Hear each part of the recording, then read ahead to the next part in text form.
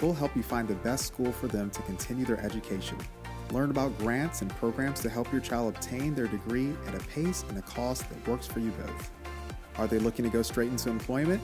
Discover a variety of trades and skills that will propel their future. They can learn aviation maintenance, automotive repair, culinary arts, and more to hone their talents in growing industries. Is your child interested in enlistment? We'll help them find the right path of service, whether it's military, law enforcement, fire response, or EMS. They can serve the community while learning skills that will last a lifetime. What's your E? Explore options with ePathways by visiting us online at the link below.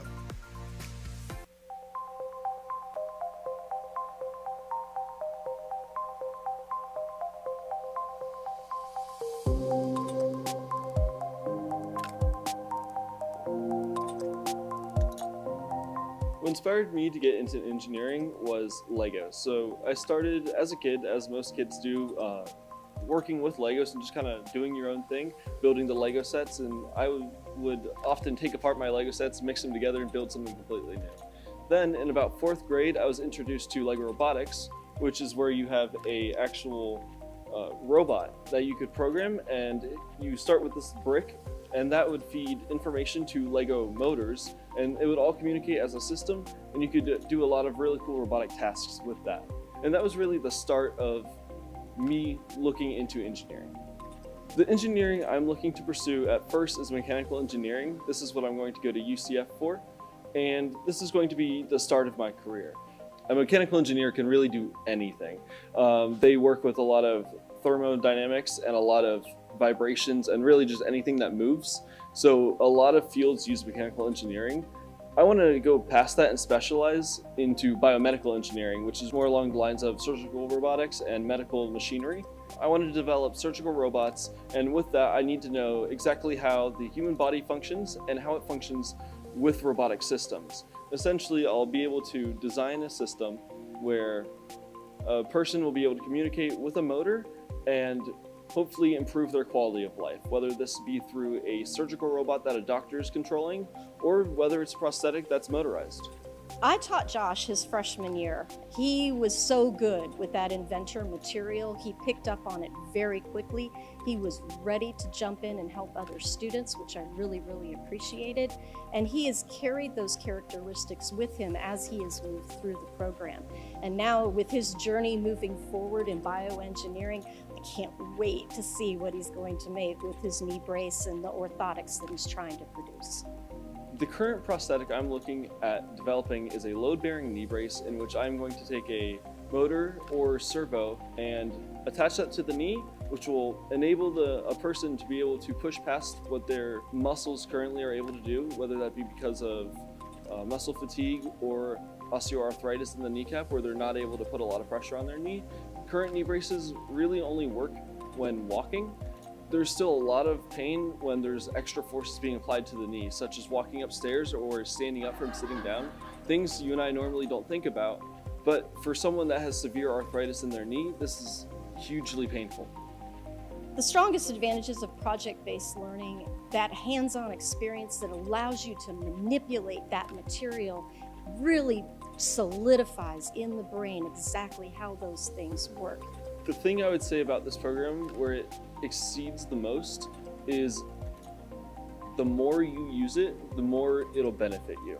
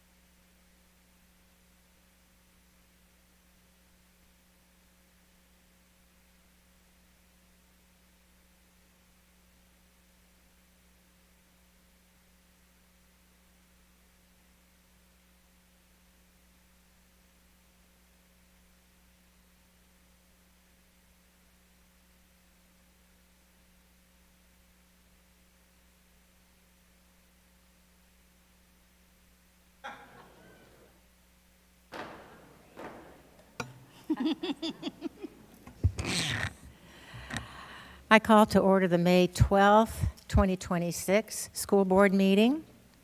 Good evening, everyone. My name is Robin Dellinger, and I am the school board chair.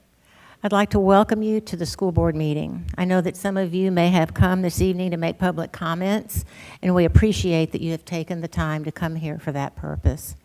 For anyone who may not have attended a meeting before, this is the business meeting for the school board. There is a lengthy agenda, including several recognitions, as well as a focused on student achievement presentation. These agenda items take place prior to the opportunity for public comment. But we thank you very much for your attention, and please know that we will hear your comments during the public comment section of the meeting. Tonight, Matthew Ramsey, a senior from Lake Howell High School, will provide the invocation and pledge. Matthew will be introduced by Mr. Mike Alba.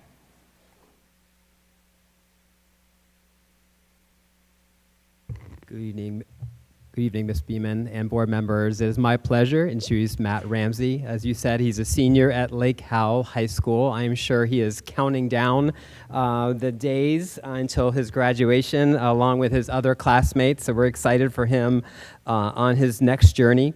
He was going to share a little bit about his story tonight, but I do want to give him a shout out that he is a student that has earned the Seal of Fine Arts in both visual and performing arts. So congratulations to Matt, and I'll have him take it over.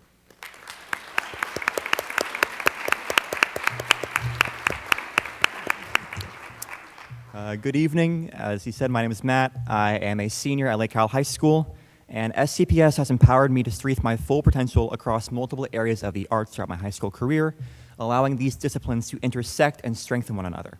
At Lake Howell High School, I have been encouraged to apply the skills I have developed in AP 2D art to my marketing projects for theater, creating meaningful connections between creativity and communication over the past 4 years. These experiences have prepared me to pursue business and marketing at the Rollins College Crummer School of Business, where I'll be getting a master's degree in 5 years. Without the support of SCPS and its bountiful art programs, I would not be as prepared as I am today to enter the professional world with a confidence and strong foundations of skills that I am so proud of. And I thank it all to the school board.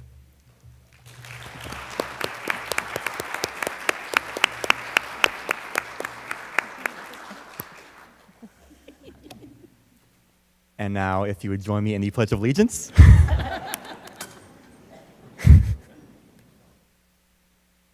I pledge allegiance to the flag of the United States of America and to the republic for which it stands, one nation, under God, indivisible, with liberty and justice for all.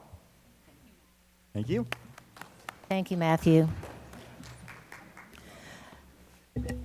Let the record reflect that Member Sanchez, Vice Chair Garrick, Member Kraus, myself, Superintendent Beeman, and School Board Attorney Cole Palmer are here.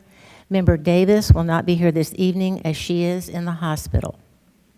Ms. Moramus, do you have any acknowledgement forms? Thank you. Superintendent, do you have any agenda modifications? Yes, the addendum item is, the addendum for good cause is marked on our electronic agenda as addendum item. Thank you. Roll call for today is Member Sanchez, Vice Chair Garrick, Member Kraus, and then myself. School board members, are there any modifications? No modifications, Chair. Thank you. Member Garrick? No modifications, Chair. Member No Kraus? modifications. Thank you, Thank Chair. you. Is there a motion to approve the agenda outline? So moved. Second? Second. Thank you, Ms. Kraus. Is there any discussion? All those in favor say aye. Aye. Aye. Aye. Motion passes. Superintendent, do we have any presentations or recognitions? Yes, we have a number, and we will start with our Veteran of the Month, Mr. James Stevens III, who will be introduced by the principal of Keith Elementary, Ms. Tilley.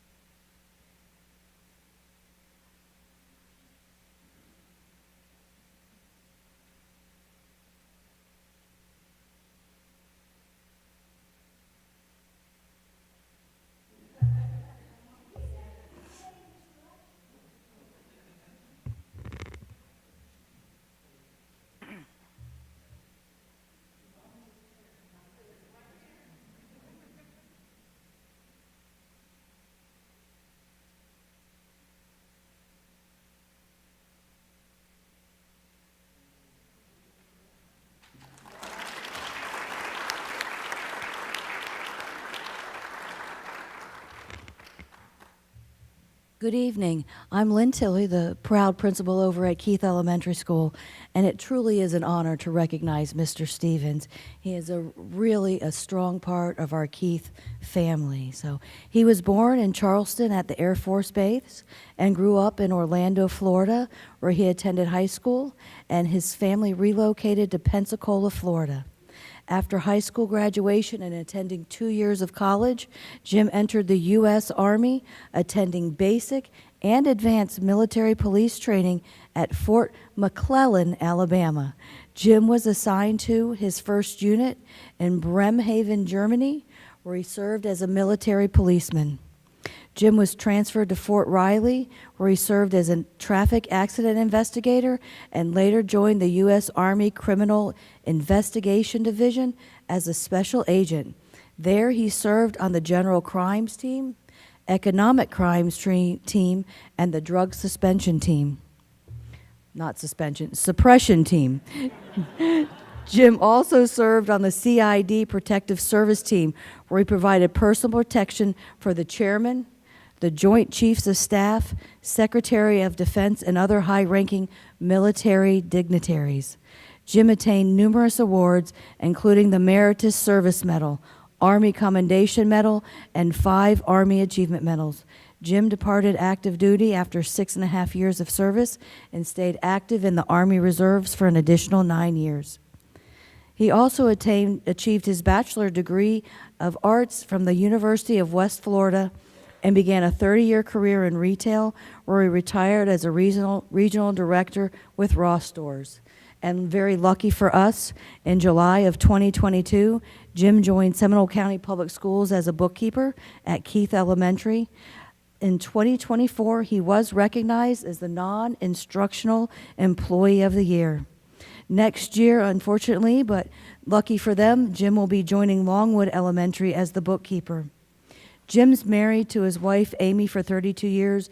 They have 2 beautiful daughters, Rachel and Hannah. I can attest to that. The Stevens family has resided in Oviedo, Florida, where the girls attended Seminole County Public Schools, Parton, Lawton Childs Middle, and Haggerty High Schools. He told me I had to say, go Huskies. Both girls graduated from the University of Central Florida, and Rachel is a nurse living in Raleigh, North Carolina, and Hannah is a paralegal living in Huntsville, Alabama. We're proud of you, Jim. Thank you for your service.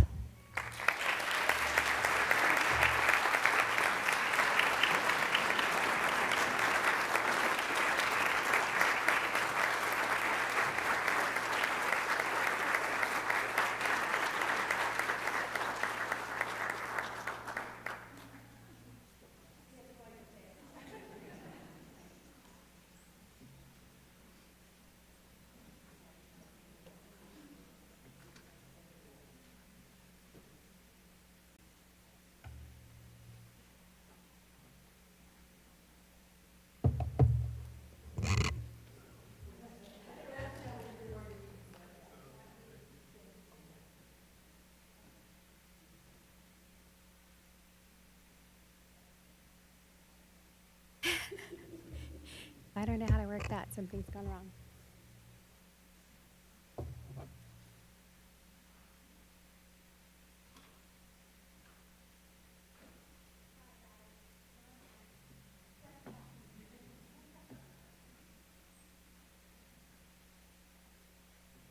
Good evening. Good evening, Chair Dellinger, board members, and Superintendent Beeman. I'm Catherine Cernkovich, and I am the Chief Communications Officer, and I have the honor of leading the Community Ambassador Program for Seminole County Public Schools. Tonight, we're celebrating the completion of this year's Ambassador Program with some really, truly incredible men and women. The Community Ambassador Program provides participants with a behind-the-scenes look at the work that goes into operating one of the highest-performing public school districts in the state of Florida. Throughout the year, ambassadors had the opportunity to learn more about many areas that support student success, from academics and operations to school safety, transportation, finance, career and technical education, and student support services. They can also tell you how to tell what year a bus is, so you should ask them. Pop quiz, guys. That was the first session. I hope y'all remember. If not, Dr. Mullins is here. Today, it's more important than ever for families and community members to be well informed about the vast array of unique opportunities only available in public education. From specialized academic programs and career and technical education, pathways to arts, athletics, advanced coursework, mental health supports, and school choice options to match a child's passion and interests, public schools are uniquely positioned to meet the needs and goals of every single child. The Community Ambassador Program helps build understanding and awareness of those opportunities while strengthening the connection between our schools and the community we serve. Participants leave with a greater appreciation for the complexity, responsibility, and collaboration required to support nearly 60,000 students each day, and with a deeper understanding of the life-changing impact public education has on our community. From being the largest economic driver to ensuring an educated workforce and high property values, SCPS truly is the bedrock of Seminole County. Our ambassadors dedicated their time to learning more about our school system and to becoming informed advocates for students, staff, and schools. We're deeply grateful for their commitment, engagement, and their willingness to invest their personal time into learning more about our district and our community. So at this time, it's my pleasure to recognize the graduates of the 2025-2026 SCPS Community Ambassador Program. When I call their name, they're going to make their way one at a time to the end. They will shake hands, and the lovely Miss Moramis will give you your certificate, and then you'll come right over here, and then we'll do a group picture at the end, okay?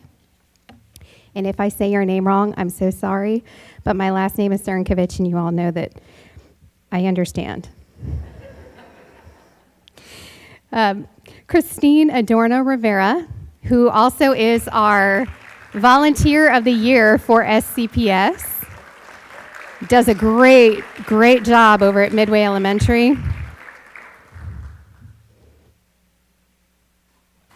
Next, we have Deborah Bauer. Dr. Bauer is heavily invested in the arts. You see a lot of her in Seminole County. Next, we have Mindy Black, who is the new PTA president for Lake Mary Elementary.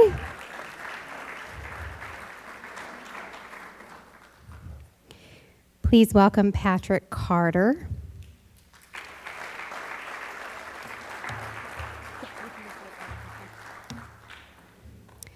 Alyssa Ide Cadle, come on up. We have James Evans, also referred to as the Kilted Realtor, correct, James? He has a lot of fun on his social media, so if you guys want to look at something interesting, he always has something fun to say. Angela Fleming. Not sure if she could be here with us tonight. Jamie Jen, come on up.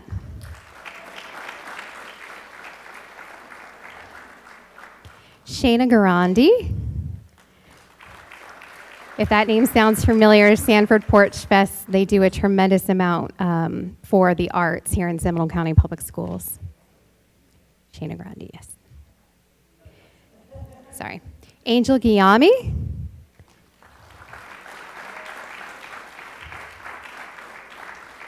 Come on up. Do we have Cameron Leonard? Is Cameron here? I don't think he could join us, but I will share with you that his wife actually loved it so much that she made him apply, but he liked it too, so we're okay. He's not here. All right, Chantel LeMay.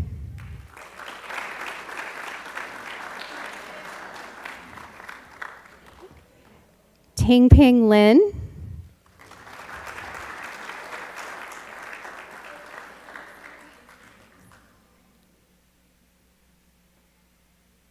Ujit Mehta.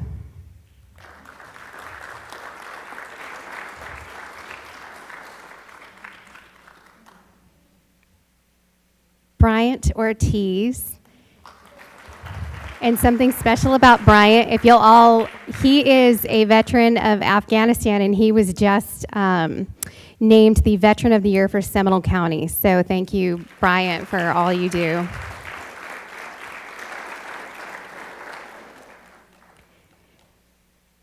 He was also a school resource officer.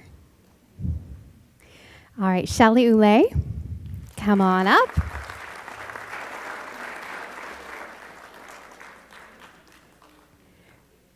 Rebecca Rhodes.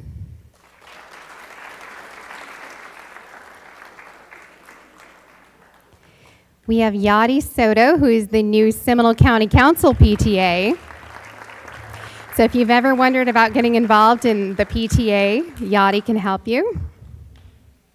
Okay. Gayatri, help me. I'm just going to say what we do with me. Gayatri.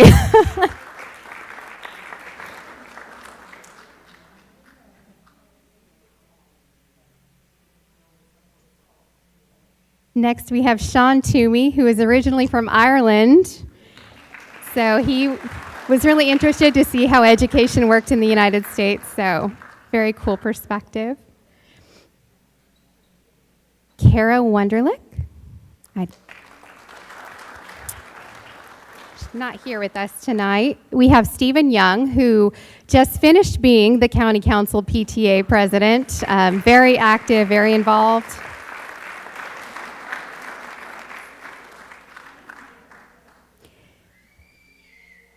And last but certainly not least, Kelly Zolneritis, who also cannot be with us tonight. So if you can just give them one more big round of applause. They spent the last year, go ahead and come on up, guys. They spent the last year taking a deep dive into all things SCPS. So, and we are currently accepting applications for next year. So find that online if you're interested in being a part of that.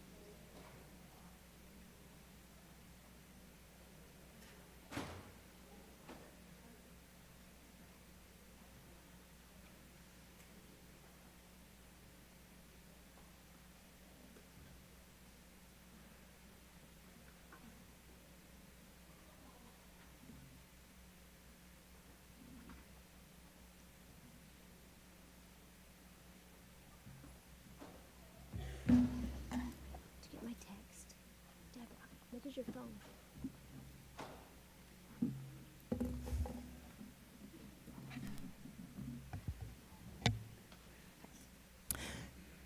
Okay, wait. I'm just trying to see if Deborah got my text.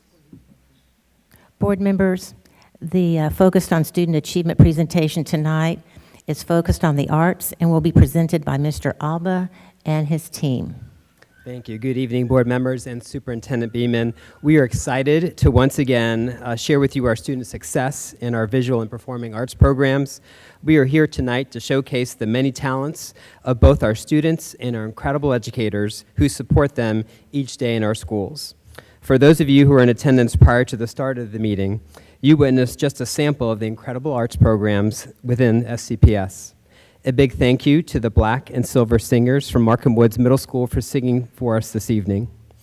This choir represents one of many programs who consistently earn superior ratings within the music performance assessments each year. A special shout out to this group. They have earned the Superior with Distinction classification at the District Festival, which is the highest honor this group can earn. I also want to recognize the students at Jackson Heights Middle School for their work in creating the beautiful mural that is showcased in the lobby this evening. This mural is part of the Community Quilt Project using donated materials and community support, which helps students strengthen connections between school, families, and community. Also with me tonight are two district art program specialists, Shelby Maddox supporting our visual arts programs and Dr. Lindsay Williams supporting our performance arts programs. I want to take this opportunity to publicly recognize the hard work and the many hours these two individuals dedicate to supporting our teachers, inspiring our students, and ensuring the continued excellence of arts education across our district. They are true champions of the arts, and their work helped elevate our arts programs throughout the district. And I'll turn it over to them.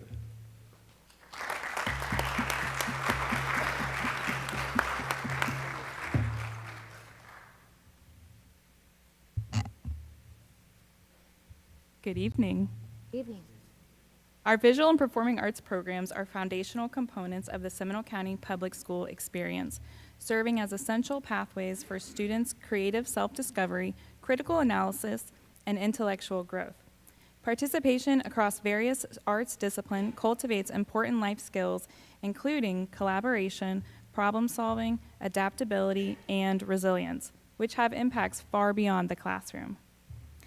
In addition to these lifelong skills, our arts programs exemplified this year's theme of deepening connections.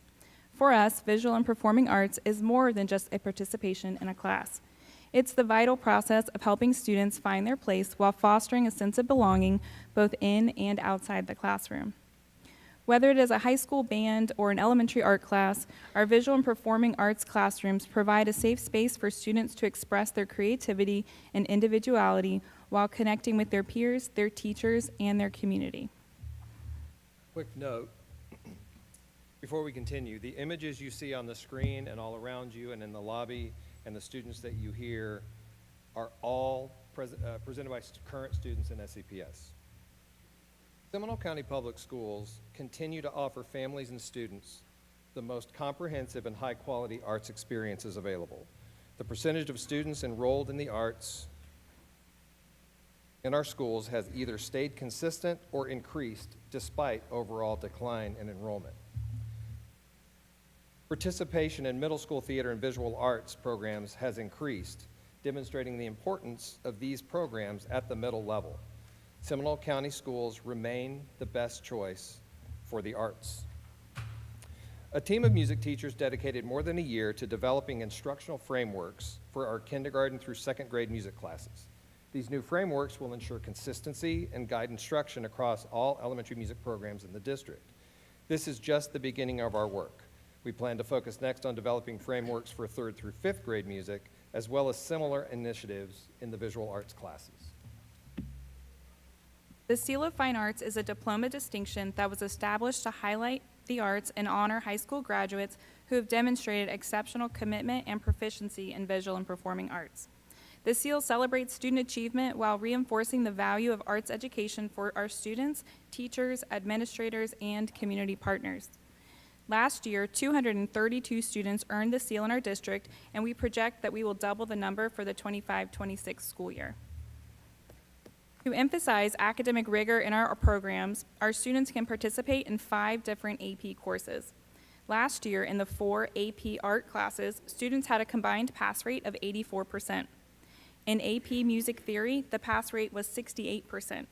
In all cases, SCPS students exceeded the state and global averages. For many in our community, our visual and performing arts programs function as the public face of Seminole County Public Schools. There are literally hundreds of school-based and district-wide events for local residents to experience, and we wanted to highlight a few of the newest opportunities for our students to shine. When the Maitland Art Show, a long-standing tradition for our students, was unexpectedly canceled this year, we had to swiftly pivot to secure an alternate venue. Because our juried art shows are essential for students working towards earning the seal of fine arts, canceling the event was simply not an option. By actively connecting with our community partners, we successfully secured a new location for the exhibition, and in doing so, the Seminole County Student Art Showcase was established. This year, we created new partnership with the Orlando Ballet Rise program, a program that creates meaningful opportunities for aspiring dancers to grow, train, and prepare for arts-related careers. Millennium Middle School was the first school to participate from Seminole County.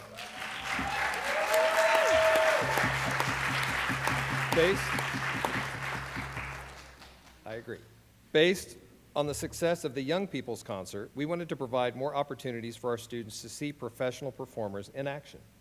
To that end, we were able to partner with Opera Orlando to bring their production of Hansel and Gretel to Millennium Middle School to perform for their students as well as the students of Pinecrest and Midway Elementaries. The examples shared tonight represent only a small sample of hundreds of visual and performing art events that are attended by thousands of families and community members across Seminole County. The opportunities for our students to express themselves are vast. Student participation in these art exhibitions, concerts, and performances is essential. Visual and performing art instruction and experiences strengthen overall academic success by enhancing motivation, perseverance, and critical thinking. It's not only learning skills and concepts, it's also helping students express themselves and interact with the world around them, therefore deepening connections with their community now and in the future. It would be inadequate to focus on student achievement without acknowledging the dedication and success of our arts educators.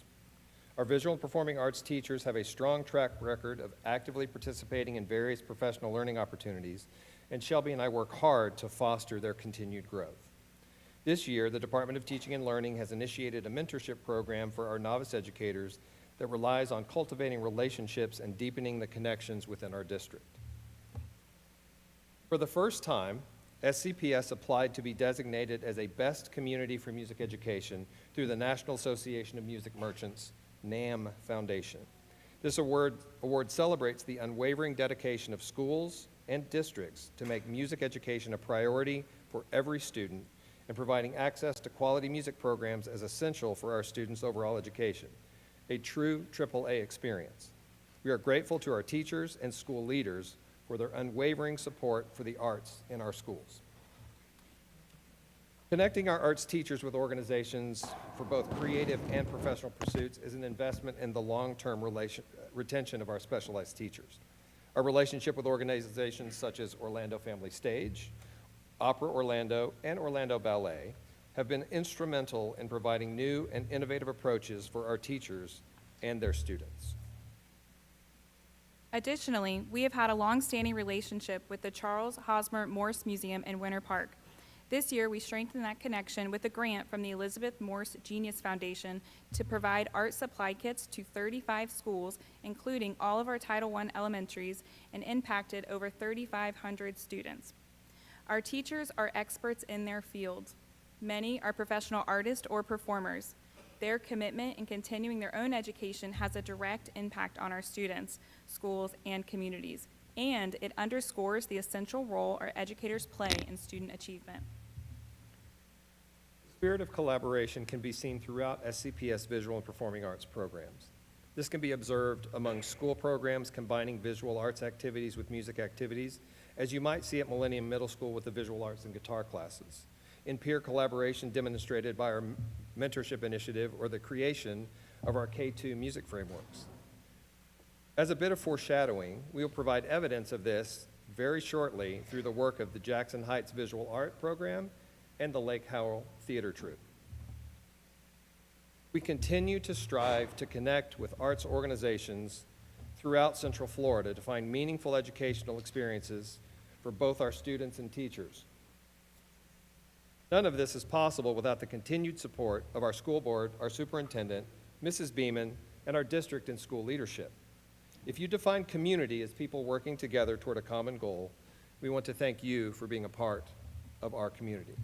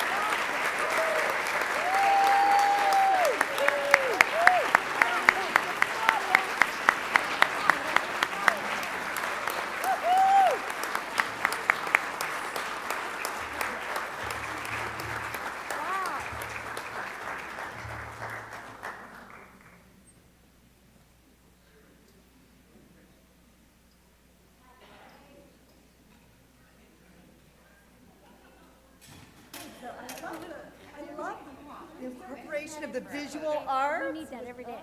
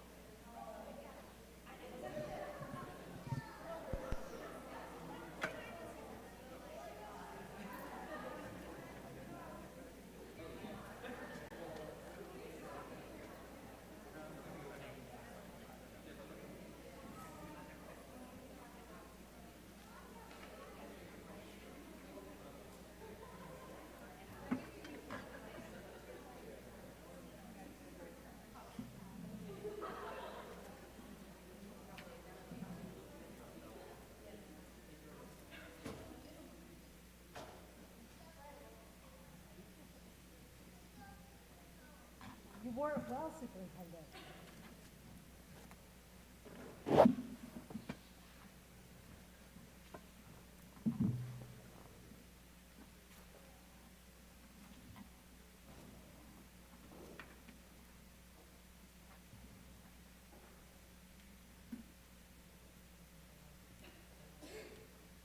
Okay.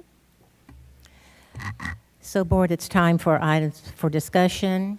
We'll go in roll call order for comments. Member Sanchez, Vice Chair Garrick, Member Kraus, and then myself. Member Sanchez? No public comment. Okay. There are no consent agenda comments. So we're ready to go? Go ahead. All right, hi. First of all, I know that our phenomenal Lake Howell students are leaving, and you all were absolutely incredible, and thank you so much. We really needed that, and appreciate you all so much. Keep reaching for the stars. Thank you. Drive safely. All right, so first, general comment-wise, I want to just make sure I send an appreciation to all of our teachers that have been diligently working day in and day out. And with Teacher Appreciation Week last week, I want to make sure that I mention that to all of our employees as well as our teachers. Many people that haven't walked in the shoes of a classroom teacher don't realize the extent that they do day in and day out. And with 38 years of education, they have a lot on their backs. And so please send them a thank you. And, you know, they love to hear positive feedback. So thank you to them. Also, I wanted to let you know that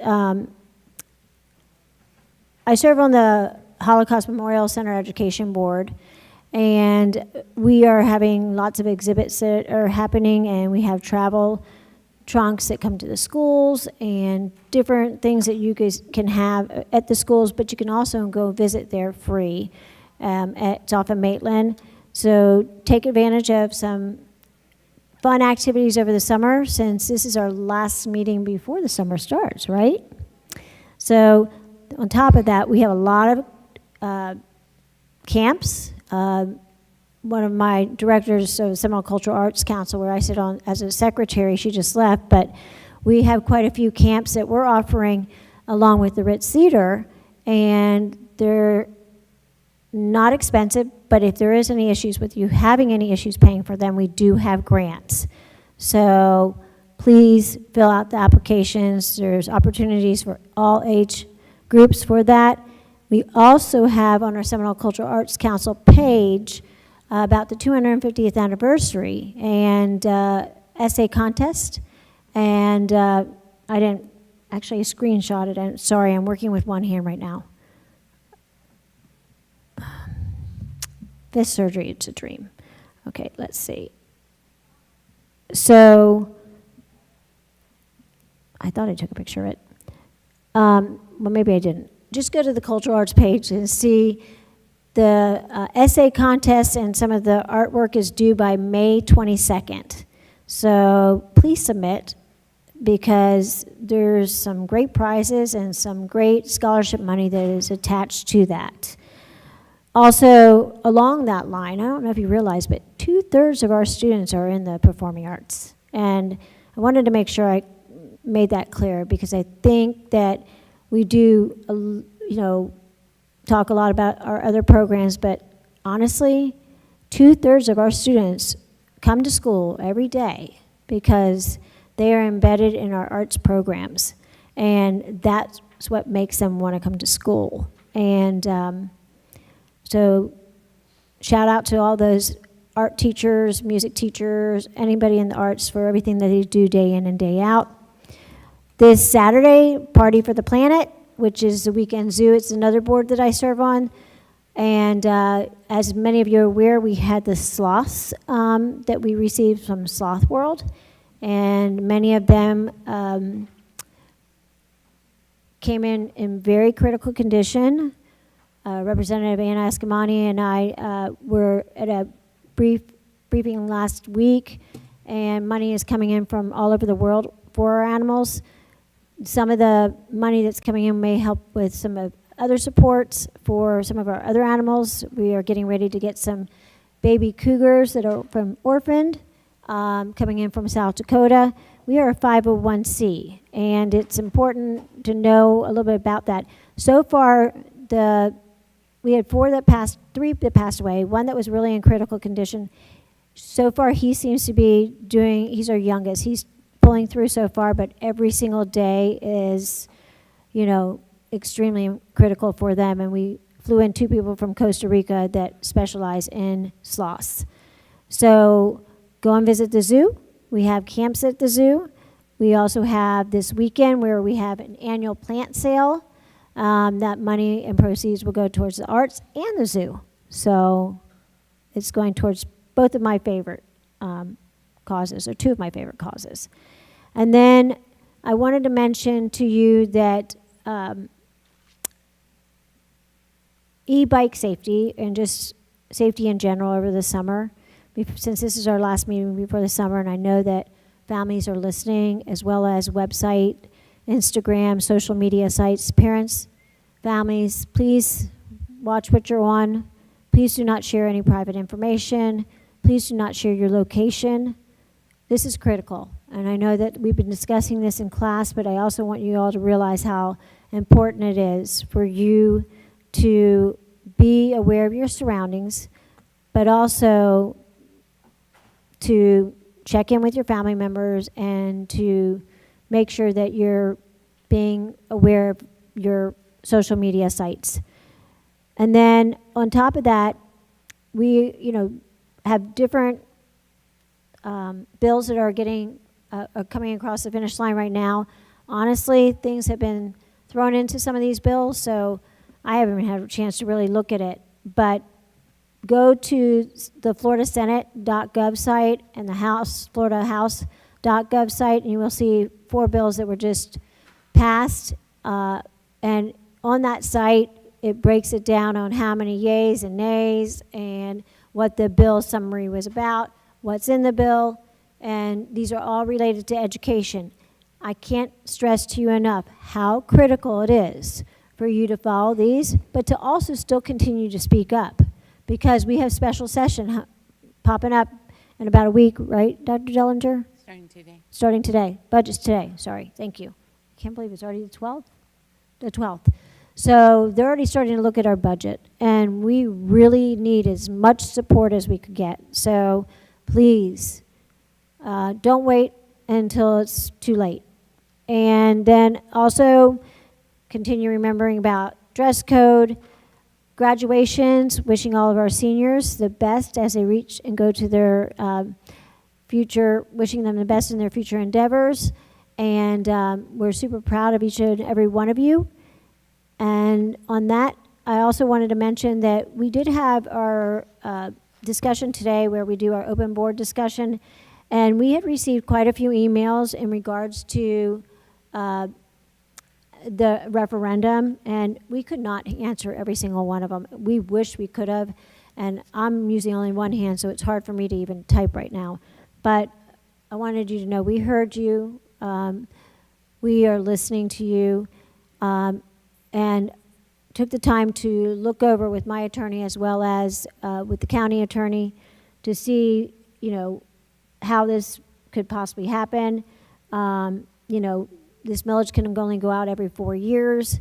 The time frame is a very tight time frame where it would have to be brought into the community, brought to the only general board meeting. We cannot hold a special session or a special board meeting in relation to it. It also has to be vetted by the attorney over at the Board of County Commissioners, go through them as well. They don't even have any more meetings for this month. So with all that and it being due into the office as supervisor elections, it's July 7th. Then educating the community is also a huge task. So I just wanted you to realize that if you wanted to check out the Florida State statute about this, it would be critical for you to look at, but I wanted you to know that I hear you, we all hear you. Coming from the classroom, I know what it's like, and of course with the tough times, dealing with everything else within that. And also dress code, just different things were brought up, so feel free, if you have any questions, to reach out to any of us. Each and every one of us give out our cell numbers. So if we don't answer, text us, because sometimes our voicemails don't get to us right away. Please reach out to us, because we only know what we know. And you're the ones that share the information with us, so that's what we're here for. Thank you. Member Garrick. Thank you. Well, I just want to say thank you very much for you all being here tonight. I know that you're here because you deeply care about public schools, about your children, and about their future. And tonight, I suppose most of you are coming with concerns because generally we don't have a big showing if everything is going well. However, I want to let you know that we have heard you. For those of you who have sent emails, we've responded. I have been straightforward, and we need to make sure that we work together if we want the very best for our students within Seminole County. There are lots of opportunities to partner and make sure that we can keep public education moving forward. This is a difficult time. Public schools have been underfunded, I think, since the history of time, but it's been particularly difficult these last several years when the cap was removed from the taxpayer-funded vouchers. And unfortunately, that's not something that we control. However, many voices are stronger than a few. And so because you are so passionate about public schools, I'd like to give you a few ideas about how we can partner together to make sure that we can continue this amazing opportunity engine for our students. One, apply to be a community ambassador. It will explain the different roles that are available, the part that each of us play within the district. You'll learn a bit about the funding, you'll learn about the great opportunities we have, and you'll learn about the challenges. The window is open now, so please go ahead and fill out the applications. We look forward to people wanting to invest in our schools. So I would appreciate, if you're interested in that, that you go ahead and do that. Vote. Vote in August. Vote in November. Make sure that you talk to the people who are running for office and make sure that their values align with your values. Your local legislators, talk to them about where they have voted on these vouchers and where it looks like they will go forward with public education. SCPS, as was mentioned earlier, is the backbone of this community. I keep saying we don't have theme parks, we don't have NASA, we don't have the beach. What we have are our neighborhood schools that our neighborhood schools make sure that our property values stay strong, that people want to move to our county, and that it stays safe. It all goes hand in hand. And of course, the most important thing is it educates our children and allows them to pursue their lifelong dreams, as well as helping us as members of the community. Join the PTA. I see some PTA members out there. PTA is the longest running child advocacy group in the country. And PTA memberships are open to everyone. They're open to community members, they're open to teachers.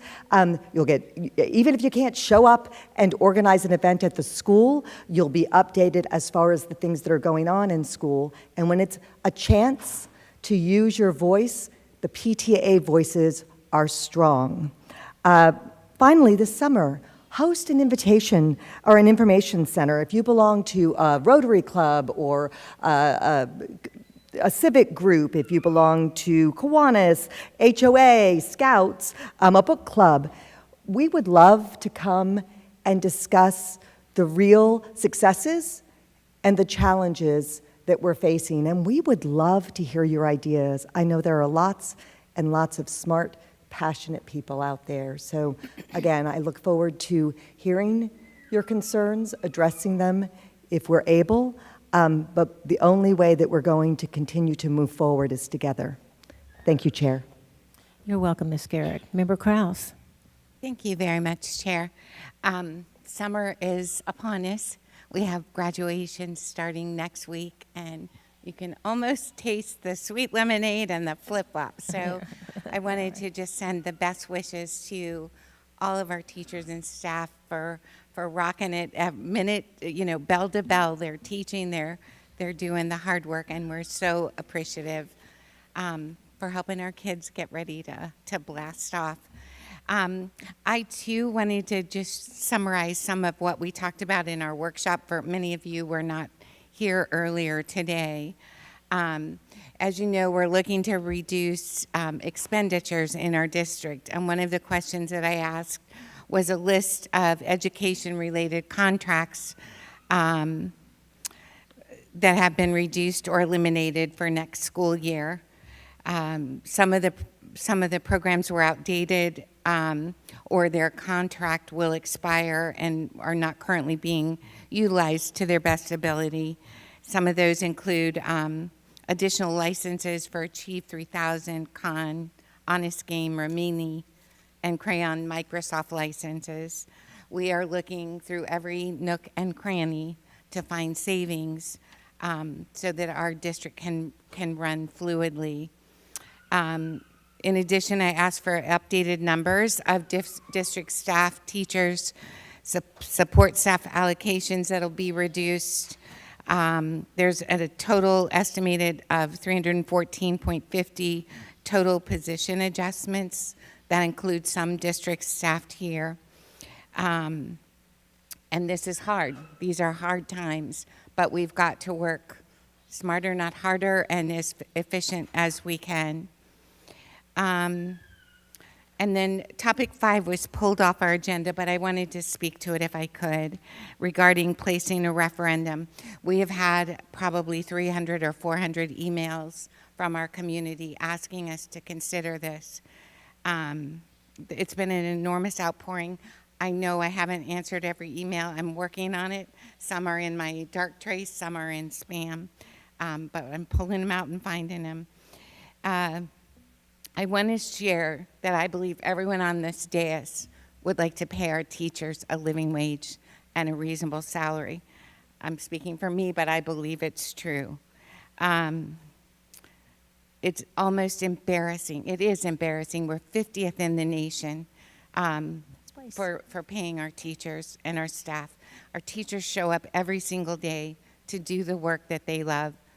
They're professionals with bachelor's degrees, master's degrees, and some doctorates. They deserve a living wage.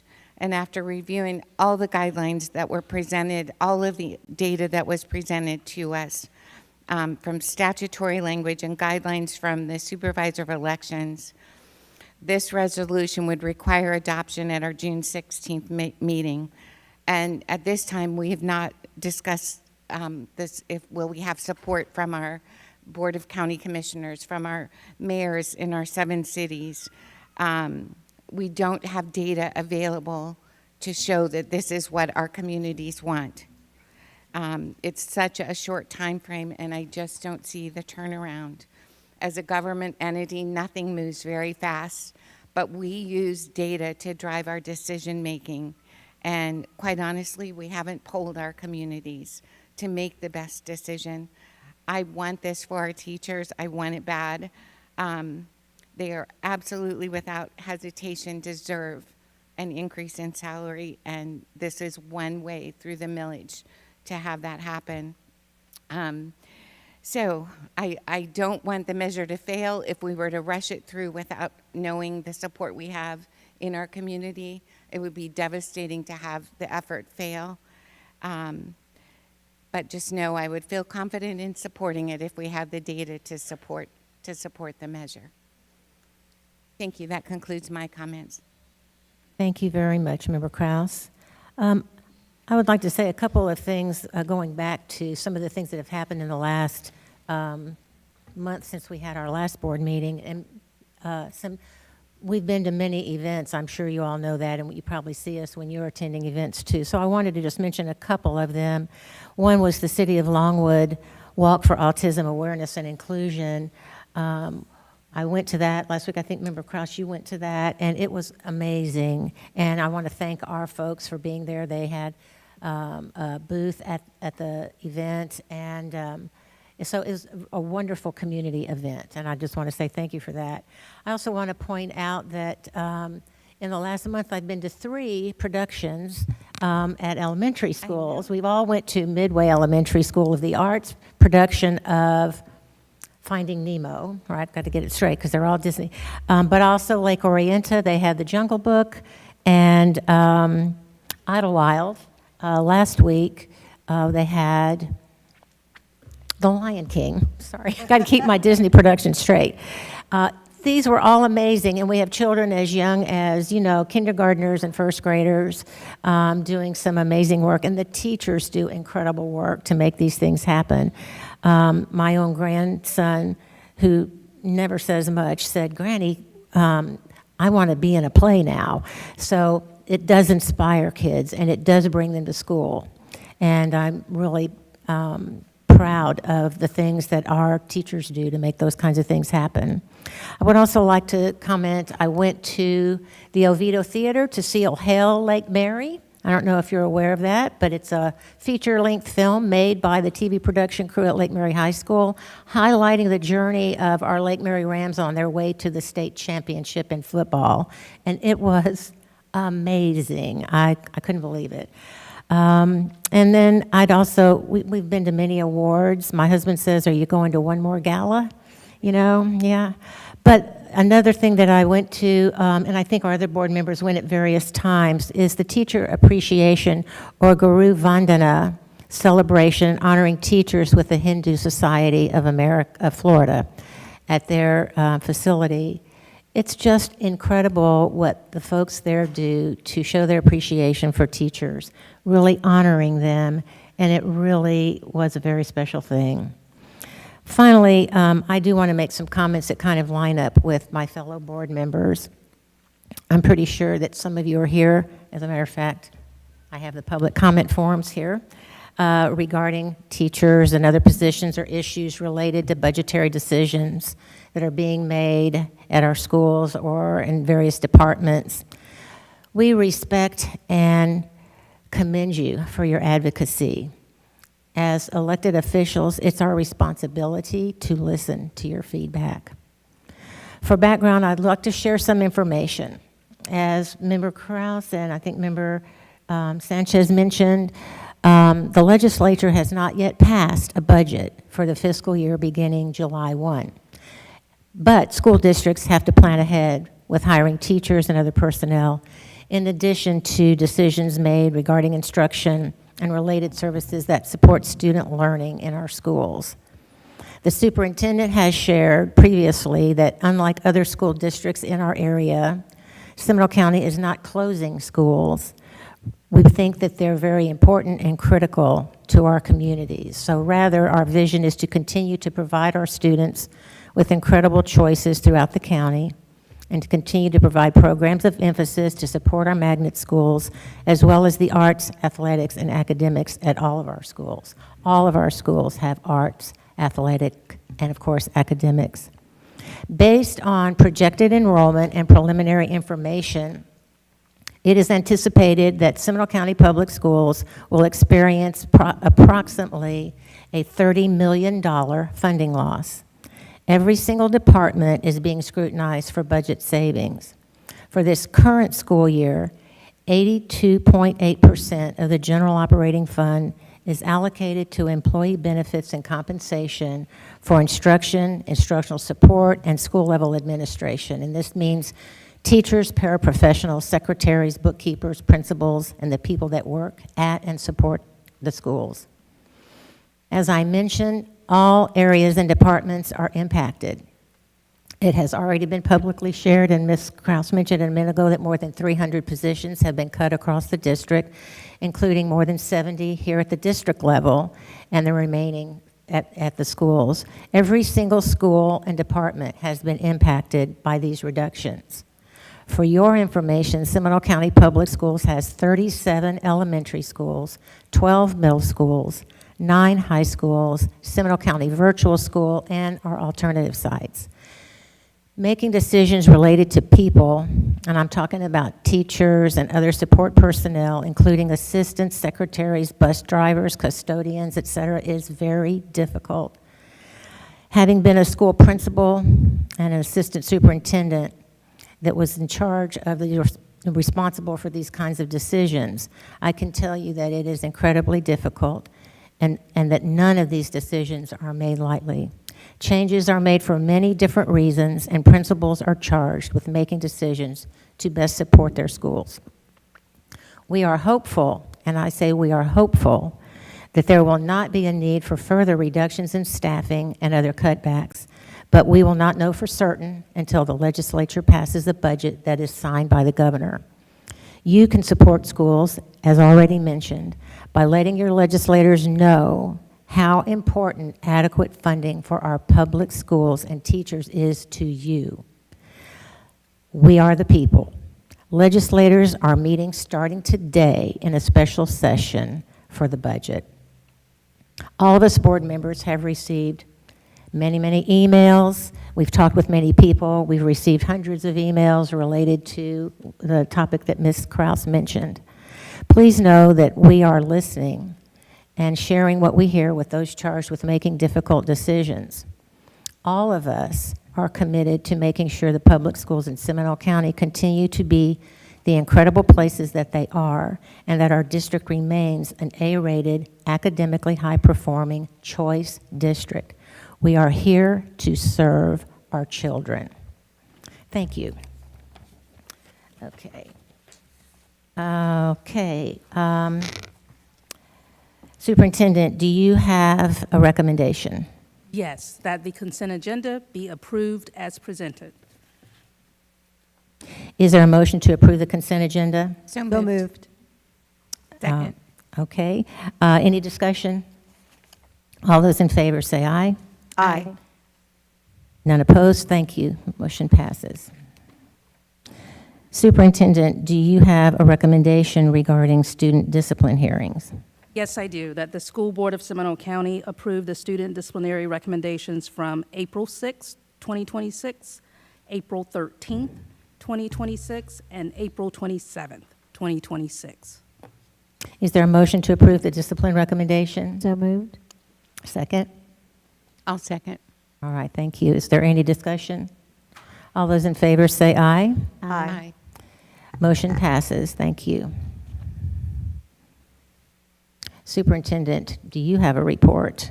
Yes, I do, and I'll ask Captain Shaw to come up to the podium to provide the quarterly safety report. And while he is coming, I just want to thank Walt Disney World again for sparkling some magic in our district. The celebration at Sterling Park Elementary at the end of April was absolutely fantastic. There was so much fun for our kindergartners, but even more fun for the adults, as every staff member at Sterling Park Elementary was provided with 4 tickets and a parking pass for a Disney park. And it's just part of them celebrating students and educators. And so just want to say another thank you. And don't forget the ice cream. And the ice The cream. giant Mickey ice It was cream. wonderful. So, Captain Shaw? Sorry about that. I'm old, so I got to go to the bathroom. It is on the record. Yeah. So, quarterly, per the Department of Education, I'm required to report on the Department of Education's audits that they conduct during the quarters. This quarter, they inspected 15 schools. Out of those 15 schools, which is a lot for a quarter, but out of those 15 schools, 4 had discrepancies, 3 were fixed right on the spot, the other one was fixed upon re-inspection. So all in all, we had no discrepancies reported for the end of this quarter. So that was my report. Thank you, Captain Shaw. Thank Thank you. you. So, And the remainder of my report is read-only. all right, thank you, Superintendent. So we have board comments regarding committee updates. Member Sanchez?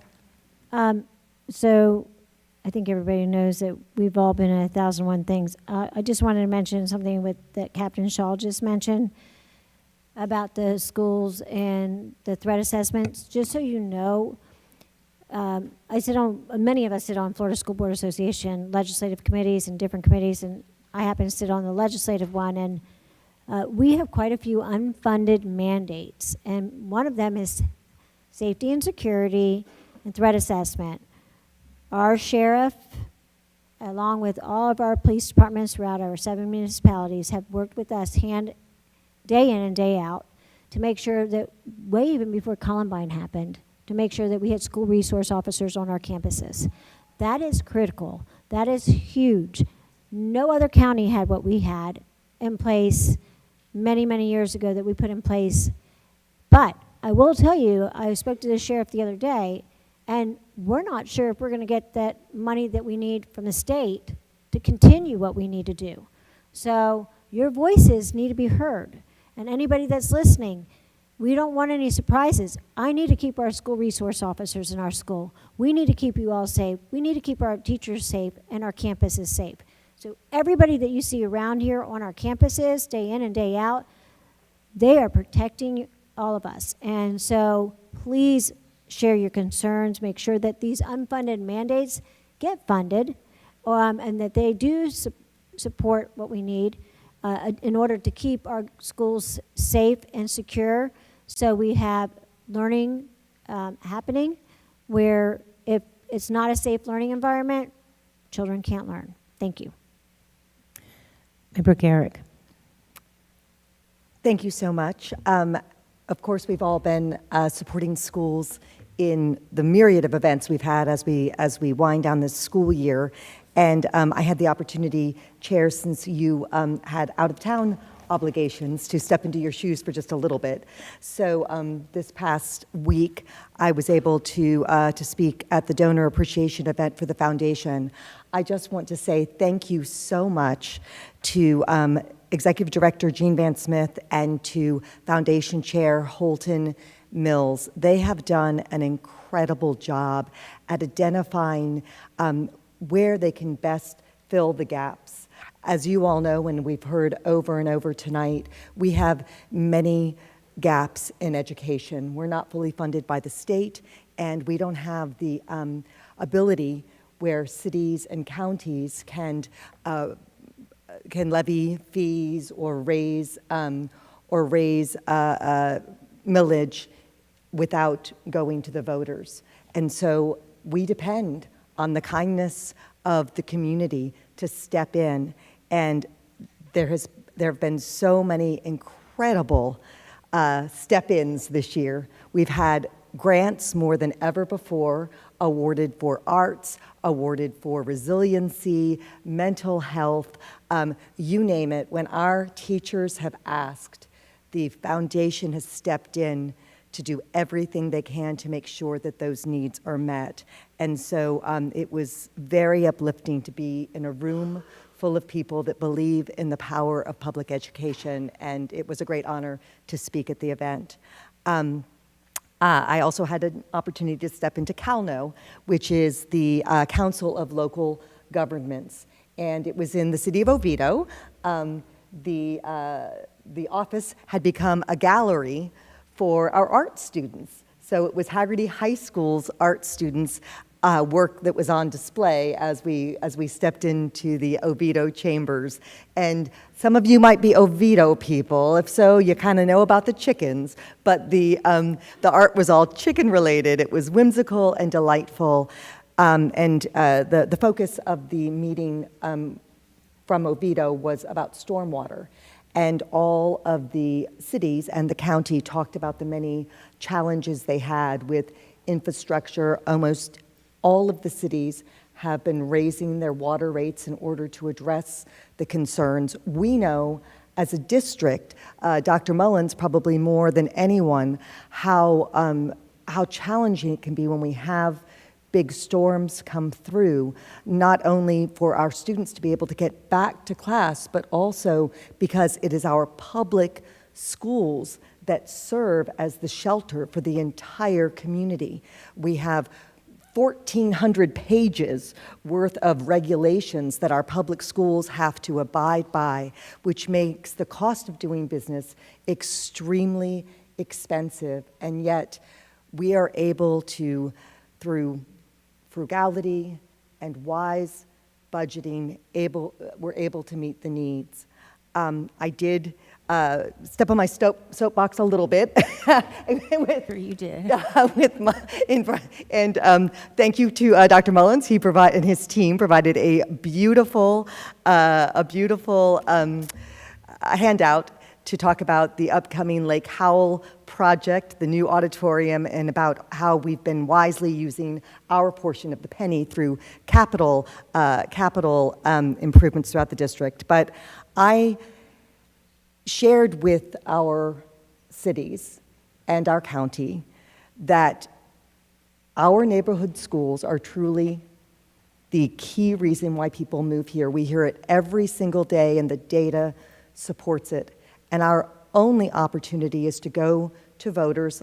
Unlike the cities, we cannot levy additional fees and things when we need it. And so we are forced to tighten our belt, and then once every 4 years, we can consider a millage. We want our teachers to be paid well. We want our employees to be paid well. No one who works in our schools should have to be depending on the food pantries that are within our schools to subsist. 2-3 jobs. Right, 2-3 jobs. And so I just wanted to let you know that we are looking at the timeline.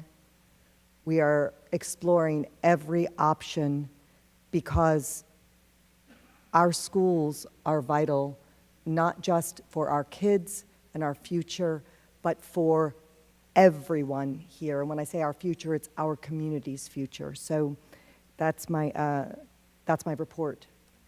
You're welcome. Thank you. Member Krause. Thank you. I missed Business Advisory Board for another event, and I can't remember what it was. I'm sorry. I think it was the PTA Awards, the big, beautiful evening that they recognized all of the PTA volunteers, and we are shining examples for this state They're working hard, and it was nice to celebrate them. I also, the Value Adjustment Board member Garrick, I think you are going to substitute for me in June. I will be away. Thank you. That will be the first meeting of the new year. I was part of the FSB nominating committee for their next 3 positions on leadership, and that took a little bit of time. There were 7 applications and then hour-long interviews, so we got through that, and those will be voted finalized at our June conference. I also attended the Rescue Outreach Mission. The Rescue Outreach Mission is the only shelter that we have for our homeless population. Our district is home to 3,200 students identified as homeless. It is a huge need, and I was happy to support on behalf of the board and raise some money for a good cause. We're looking forward to the groundbreaking at Lake Howell this week. Finally, I'm so excited. We're also doing a ribbon cutting on the Winter Springs High School, their new mental health safe room. I'm not sure what they're calling it. It is. It's our Alley's Hope Alley's Mental Hope. Health. Yes, Board so I we're serve looking on. forward to all participating with that. And we wish 2 things. We wish member Davis good health and healing so she gets discharged. And happy birthday to my husband, Mike. Thank you. Thank you. I did attend the mayors and managers meeting. That's a very interesting meeting because all the 7 municipalities attend that meeting, and we get to hear what's happening and how we as a school can interact with the municipalities. Also, the Central Florida Public School Board Coalition met yesterday. The subject was focused on AI policies, and I was really proud. They were talking about developing policies, and I was really proud to say we already have policy and that we have an AI implementation guide that's been developed since the fall. And so I was really proud to be able to say that, and I think it's just, to me, it was an indicator that we are, really leading in many areas. So I was very proud of that. Okay, it is now time for public comment on non-agenda items, and I have your green forms here. Ms. Garrick, would you please read the statement regarding public comment? Yes, and this statement is the policy 0169.1, public participation at board meetings.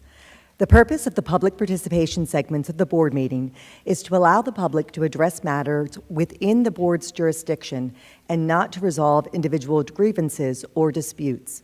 School board meetings are limited public forums. Public comments related to education, the board agenda, and the district are welcome and encouraged, but public comment segments are not forums to engage in personal attacks against school system employees or board members. To maintain orderly conduct, the public comment segments of the meeting may not be used as open forums to discuss matters unrelated to education, to support or oppose candidates for public office, including presentation of political and/or campaign issues, announcing candidacy and/or campaigning, or to engage in commercial speech, attempting to sell a service or product to the board or the public. Nor are they forums to address matters involving disciplinary actions of any kind, pending claims, complaints, or litigation to which the board, the district, or district personnel is a party. Public comment segments durations are as follows. Propositions before the board, limited to 3 minutes. 1 group representative speaking on a proposition, maximum of 6 minutes. Speaker must remain on topic of the proposition. We are now in the non-agenda portion of the meeting, and so all comments will be limited to 2 minutes. Speakers shall direct their comments only to the board and may not address the audience or other speakers. No speaker may yield his or her time to any other person. Generally, substitutions of speakers will not be allowed. Thank you, Vice Chair. And please note that there is a timer that goes off, so when it buzzes, that's the end of your time. So I'm going to call a couple of names at a time so folks can come over and be ready to speak over here. So first is Michael Foster, and then Mallory Foster, and then Ace Rever.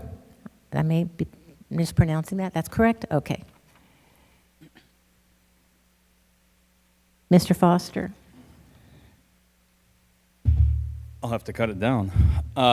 Good evening. My name is Michael Foster. I am the PTSA president for Millennium Middle School. I am Millennium's Adult Dividend of the Year. I'm a father to a 7th grade performing arts student and a proud SCPS graduate myself. I'm here today in my role as PTSA president. Our responsibility is to advocate for children and support the conditions that help students thrive. Today, I fear those conditions are being jeopardized at Millennium Middle School. I am deeply concerned about the non-reappointments of several long-serving educators for the upcoming school year. Ms. Edna Bland, who has served Millennium for 15 years. Ms. Lauren Trench for 13 years. Ms. Jenny Galarza, currently in her 11th year, and Ms. Honey Davidge, who has dedicated 6 years to our school community. As chance has it, it's quite ironic that I'm here speaking this evening with anxiety about the future of our performing arts department with the potential absence of Ms. Bland and Ms. Galarza. Students benefit from experienced educators who know their community deeply. These women embody that commitment. Continuity matters for children academically, socially, and emotionally, especially during these times of uncertainty, staffing shortages. Retaining strong veteran teachers is essential to preserving student success, school culture, and stability.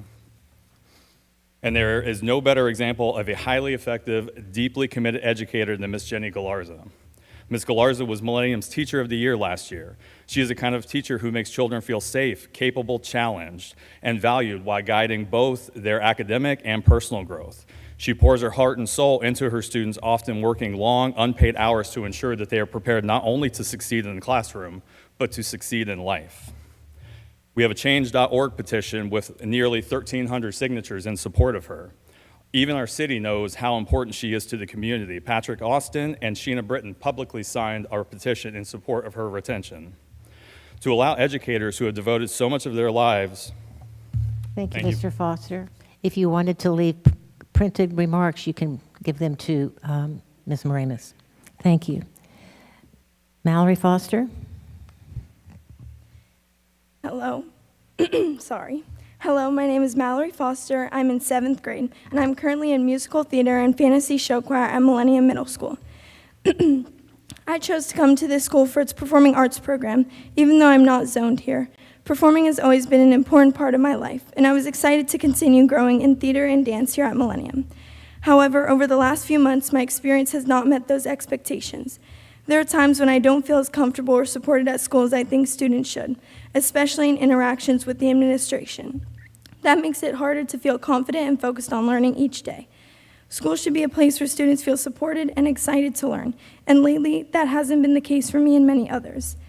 Then, in the middle of our Tech Week rehearsals for our musical theater show, we received the unimaginable news that Miss Jenny was not recommended for reappointment. This means she would no longer be here. We were devastated. We felt as if the life had been sucked out of us. How would we go on? How would we maintain professionalism and put on the show everyone expected? How? Because Miss Jenny prepared us for this moment. That's what she does. She gives students the tools to succeed. One of the biggest reasons students have felt supported here is because of Miss Jenny. She has made a lasting impact on the school and on her students. She goes far beyond her role as a teacher. She gives her time, her energy, and her care to make sure students succeed, both in and out of the classroom. She stays after school for hours to help with productions, support students when they need someone to talk to, and has helped create a program that feels like a family. That is why the decision for her not to return is so difficult for so many of us. This isn't just about losing a teacher. It's about losing a mentor, a leader, and a safe space that many students rely on. For many students, this decision has been deeply upsetting. Some of us go home in tears, and others struggle just to feel okay coming to school, knowing she won't be here.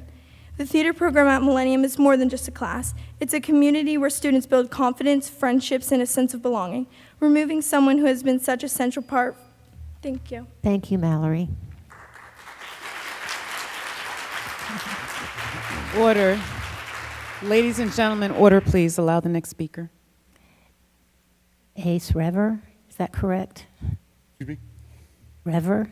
Revor. Revor. Yep. Yes, sir.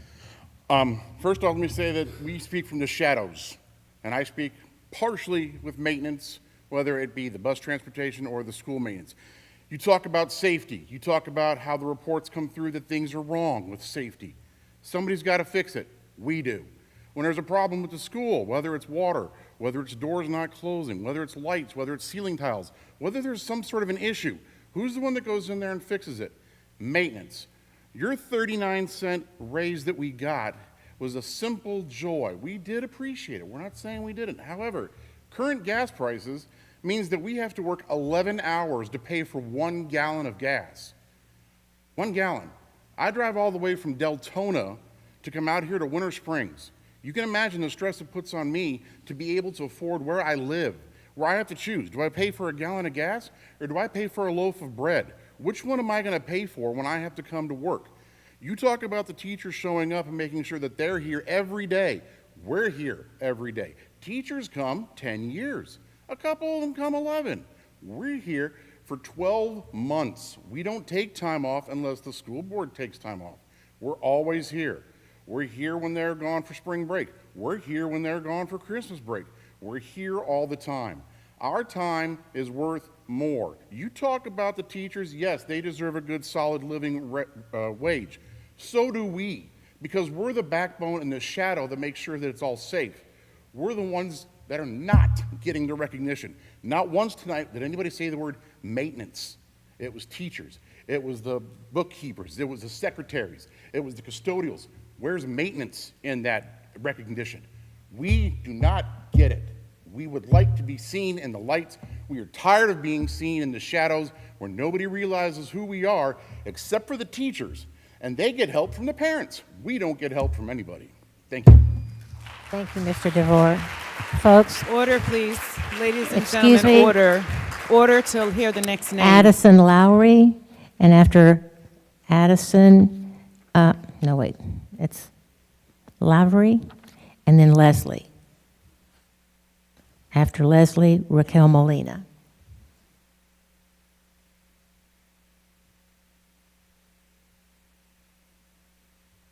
Hi, my name is Addison Lavery. I'm from Longwood and I attend Millennium Middle School. I would like you to consider keeping Miss Jenny Galarza at Millennium. There are a great number of reasons that thoroughly would convince a student to want her to stay. Miss Jenny has worked at Millennium for what, 11 years? I would say that's enough to know this school, the students that go here, and how things run here. In those 11 years, she has shown the community what she's worthy of and what she can do. I myself am a current student in musical theater, a subject that she teaches, a 2-year member in fact. And every year I say to myself, wow, I wonder what musical we're gonna do this year. I love Miss Jenny and she's my all-time favorite teacher. She works harder than any teacher in Millennium, in my opinion. She has a huge schedule, she choreographs dances, she directs musicals, she runs things like Young Women of Distinction, Step Team, Fusion, etc. And some of those she chooses to do in her free time. She gets things done and everybody listens to her because of her sense of authority and her love for the students, and she does so many things for us. She teaches us knowledge we know we can use in the future if we want to pursue performing. And I know that because of Miss Jenny, I myself have become a more wise, well-rounded, experienced performer. I'm not the only one who loves Miss Jenny. People come here for performing arts, but really for her, because so many kids have had a great experience with her. Her students come back to help. I've seen it. This is why I'm concerned about what Principal Higgs is doing. I absolutely get that we need budget cuts, but I cannot understand or even comprehend cutting such a loved and talented teacher. I believe that Principal Higgs' choice was irresponsible and unethical.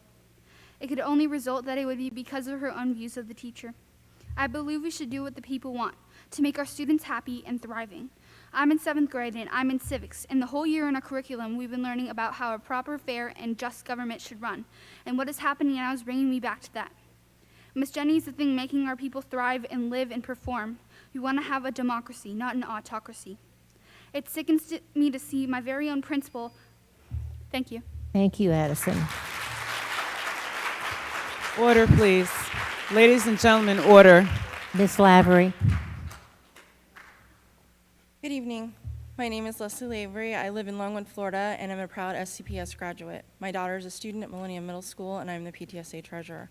Last month, hundreds of students, parents, and community members got the terrible news that Ms. Jenny Galarza, along with several other long-tenured teachers, had not been reappointed to Millennium. It floors me that good teachers are being let go, as we all know they are in short supply. But to see one as known and celebrated as Ms. Jenny is problematic. Miss Jenny teaches more than dance, theater, and stagecraft. She teaches life skills. She teaches problem solving, public speaking, teamwork, the value of hard work, and to be yourself. She has an innate ability to see the best in each child, sometimes before they can even see it themselves. Someone who is all of these things, who is why so many even know the name Millennium Middle School, should be teaching there. When parents reached out about this, one response received from Principal Higgs was, "Currently, Millennium is staffed with 9 performing arts educators, and their experience and commitment will continue to support high-quality instruction and student experiences that are not anchored in the presence of 1 or 2 sole individuals." No one is disputing the skills of the 9 teachers, but let's be real. These roles are highly specialized. That statement is akin to saying there are 9 doctors. Don't worry, we didn't reappoint the heart surgeon. The podiatrist can do your triple bypass. It doesn't work. Additionally, the position has been posted for rehire. So I ask you, why did this happen? At principal's discretion is not a reason, it's an excuse. I could tell you about Miss Jenny's accomplishments and read you the multitude of testimonials from the petition the community has circulated, but we'd be here all night. Someone needs to pull the curtain back. Where are the checks and balances for this principal? Leadership is not creating an environment where people are scared to speak up or making decisions on a whim when you don't like someone. Leadership is not lip service to parents with no follow-through or posing for pictures with community sponsors. Leadership is taking action for the greater good of the students, the staff, and the school. Please take a closer look at what is going on in this school. Dig into the many pages that have been submitted to HR and stand up for what's right. Think about what you would want if this was your child's education at stake. Thank you. Order. Ladies and gentlemen, Raquel order, Molina. please. Allow the next speaker to come up. After Raquel Molina, next would be Byron Deese, and then Madison Deese.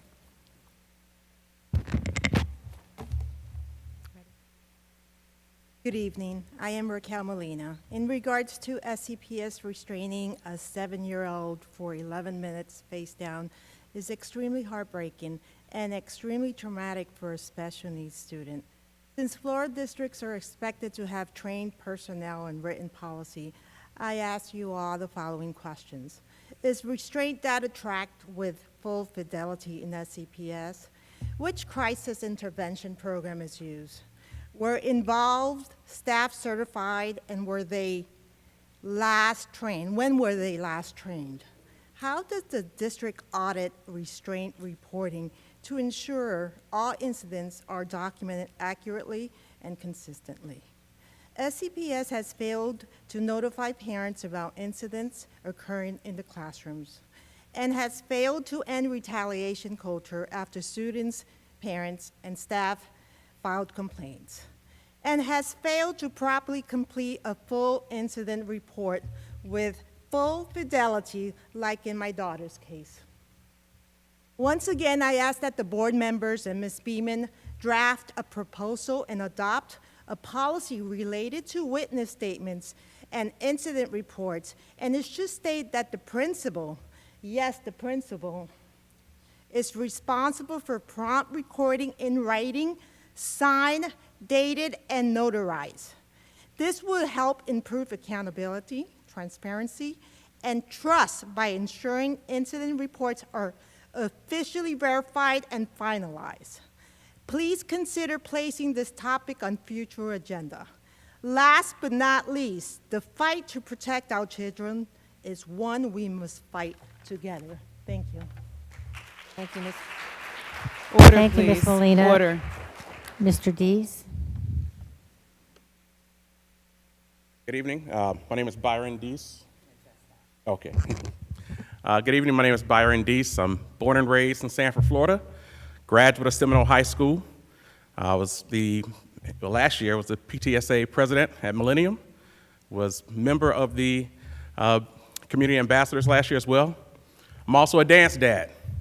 I'm also a theater dad, all at Millennium Middle School. 4 years ago, it was in Baltimore, Maryland, and we moved to Sanford, Florida. My daughter was involved in performing arts in Maryland, and we wanted to make sure that she continued to be a part of something like that. I called home to find out if there was a performing arts program in Seminole County. I called Miss Jenny, and she said, yeah, I run one at Millennium Middle School. And we knew at that time it was a good time for us to come home. it didn't take long to realize just how special the program is at Millennium Middle School, and just how special Miss Jenny is at Millennium Middle School. My daughter instantly fell in love with not only just Miss Jenny and the way she engaged with the students, but also all of the opportunities to be around high-achieving young ladies and young men who are also in part of the program. I, too, was a part of performing arts in high school, at Seminole High School with Bob McGuire. She was a part of that program. And it's amazing just to see her become Teacher of the Year and to see the national award-winning fusion dance team and go to the theater programs every year and just see these kids thrive like never before. I think myself and so many of us were so upset to learn that she actually was being not reassigned. And so many teachers, or more so parents and students, are now trying to figure out what are they going to do. The elementary school kids who are coming to Millennium just for Miss Jenny, now are trying to figure out where they're going to go. And so I think there should be a detailed review and investigation of all of the realignments, or I should say the programs that those teachers who are not being reassigned, that Ms. Principal Higgs has actually outlined. Thank you very much, Ms. Thank you. Pease. Order, please. Order. Allow the next speaker. Madison. Thank you. Hello and good morning. Evening, members of the school board. My name is Madison Deese, and I am an alumni of Fusion Dance Team, Musical Theater, Step Team, and Fantasy Show Choir. I'm here today to speak on behalf of many students, families, and alumni who believe Miss Jenny should remain a part of Millennium's community. Miss Jenny is more than just a teacher. She is a mentor, leader, and role model who has impacted countless students both inside and outside of performing arts and continues to follow them and lead them after high school. She teaches discipline, confidence, teamwork, and leadership lessons that students carry with them long after leaving the classroom. For these past 3 years, Miss Jenny has gone beyond and what was required for her. During times where there was not enough teachers available, she watched over 10 classes in the auditorium for months to help support the school and its students. She has also worked the booth for almost every performing arts event at Millennium. She has dedicated so much of her time, energy, and heart to this school because she truly cares about the students and this community. Many students come to Millennium because of the opportunities and environment she has created. She gives students a place where they feel supported, encouraged, and inspired to grow. As a former Millennium student, I can personally say that this school and Miss Jenny are a huge part of who I am today. Her guidance helped me shape who I am, and now so many of other students feel the same way. Removing someone who has such a positive impact on students and the school culture affects much more than just a program.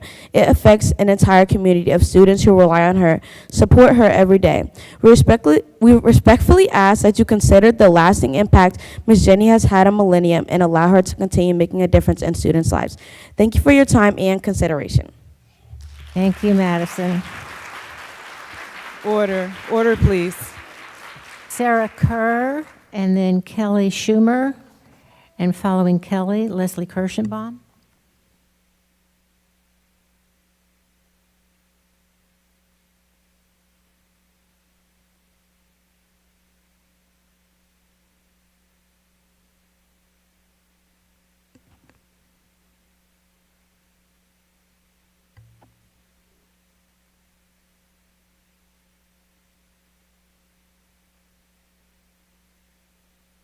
Chair, would you please repeat the names again? Sarah Kerr.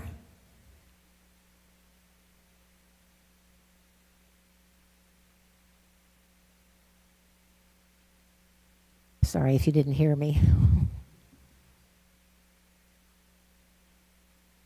Apologize. Hello. I'd like to start by reading a social media post made by Millennium Middle School on January 28, 2025. Congratulations to Ms. Galarza, our Teacher of the Year for 2026. Your passion, creativity, and dedication to your students makes such a difference every day. Thank you for inspiring young minds and sharing your love for the arts with our school community. We are so grateful to have you at Millennium. Let's give Ms. Galarza the celebration she deserves. It was said tonight, our teachers are the experts in their fields. We couldn't agree more. As many have stated, Miss Jenny has made such a long-lasting impact on so many students, parents, and families in this community. I'm not a public speaker, so I apologize. She is not only an incredible teacher of the performing arts, but she continues to mentor many children, including mine, through high school and even helping them while in college. Many of us are beyond frustrated and trying to understand how our current Teacher of the Year has been told that she will not be returning back to Millennium for the 2026-2027 school year. Based on the information that we were given, we were told that the principal has full discretion for teachers' annual contracts. As with everything, as we know, there is always a check and balance. So tonight we are asking, who is it that does this review? I personally find it very interesting that January 2025, a new Teacher of the Year for 2026 was chosen, based on all of the qualifications that would fit that role. And now here we stand, May of 2026, very concerned at this decision that was made to not reappoint Miss Jenny Galarza. How is this possible, and why are you not questioning how this occurred? We know these positions have not been cut due to funding, as the jobs are currently posted on the SCPS website. I ask you to think about how we can choose a Teacher of the Year and celebrate them all throughout the year. However, thank you. Thank you very much. Order. Ladies and gentlemen, order, please. Allow the next speaker.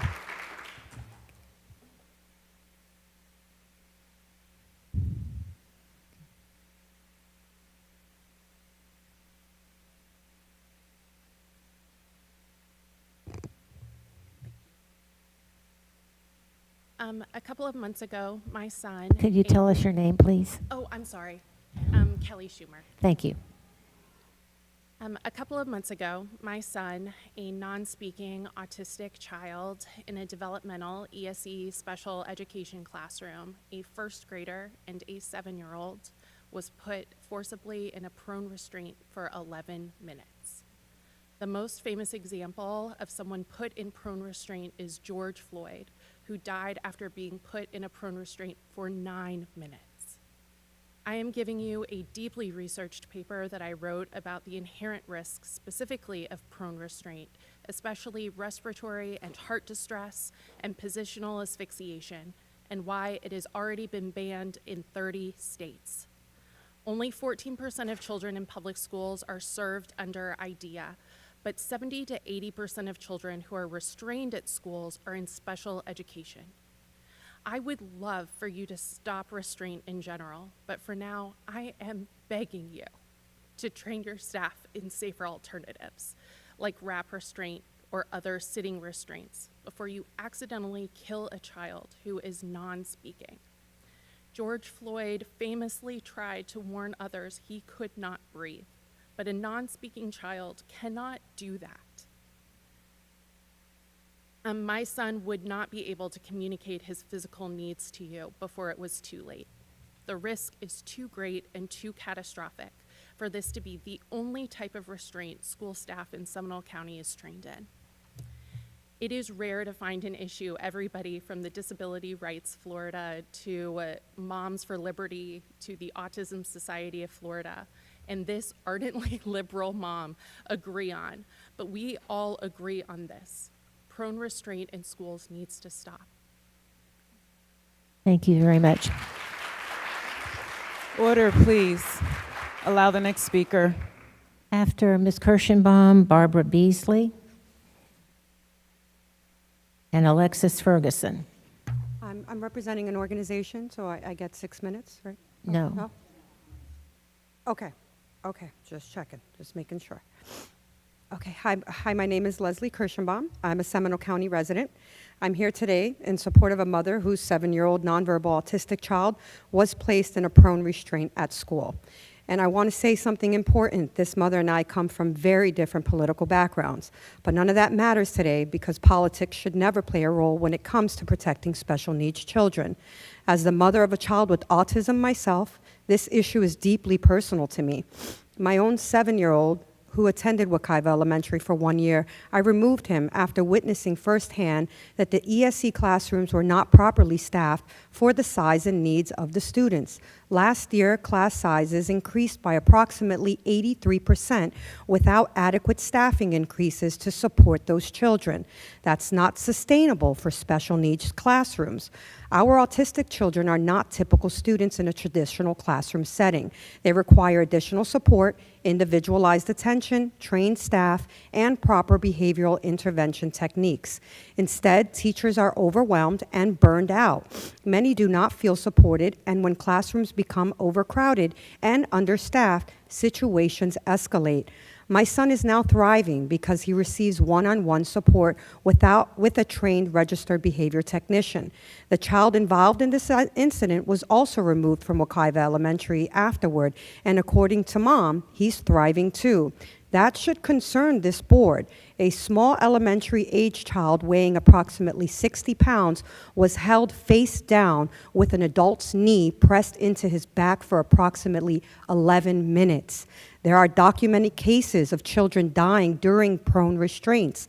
Medical professionals have warned about the dangers of positional asphyxia for years.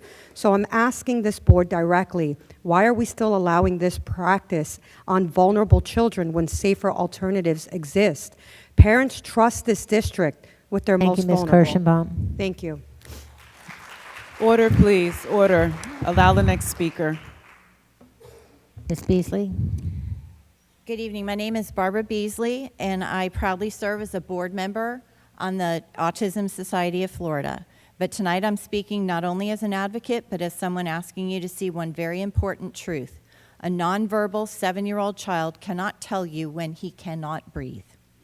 That is why the use of prone restraint, forcing a child face down while adults hold them down, is so deeply dangerous, especially for autistic children with communication disabilities. A child's silence is not consent. To be clear at this point, it appears that the law was followed. It appears that SCPS did a fair job of covering themselves. But SCPS also has an obligation to provide FAPE, free and appropriate public education. This child's dignity was not preserved. This child's needs were not respected. There is no moral compass that was followed when these actions were taken. Did the parents repeatedly request an adjustment of services? Was something as basic as hospital homebound ever offered?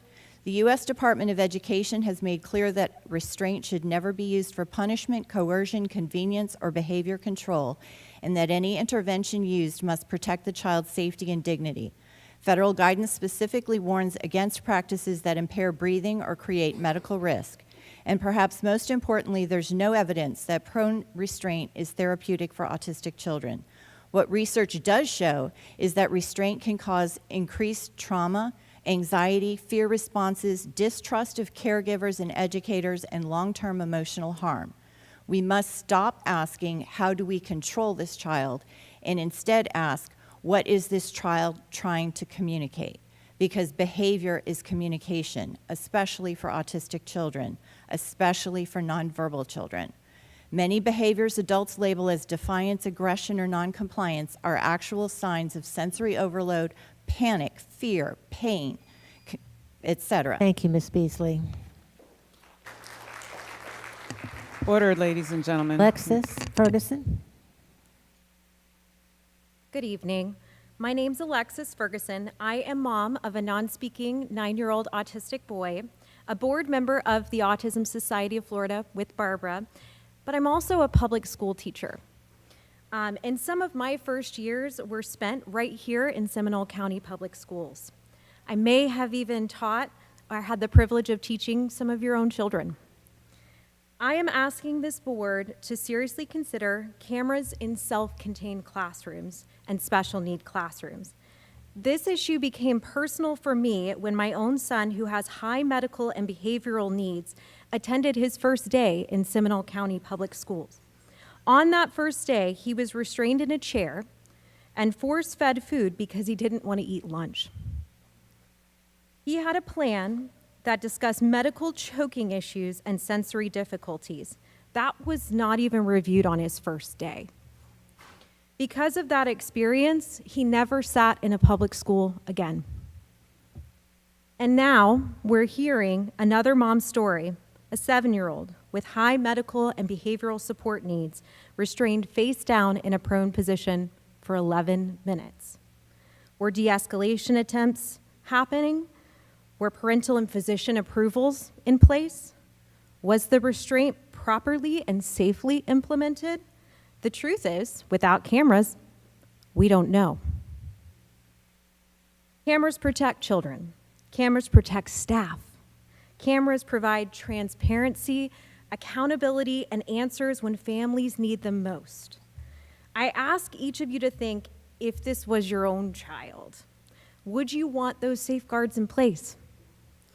Please do not let this conversation end tonight.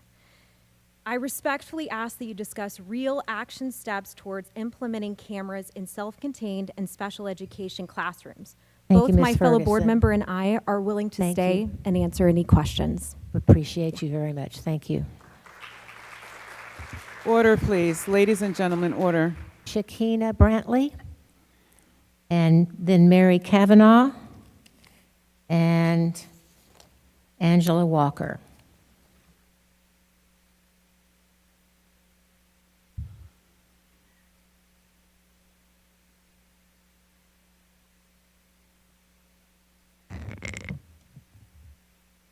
My name is Shakina Brantley, and I'm the proud parent of 3 Millennium Middle School students over the last 4 years and 2 more years to go. My husband and I moved our family to Sanford just for our daughters to attend Millennium Middle, as it was the only middle school that had a performing arts team that competed on that level. Its reputation preceded itself.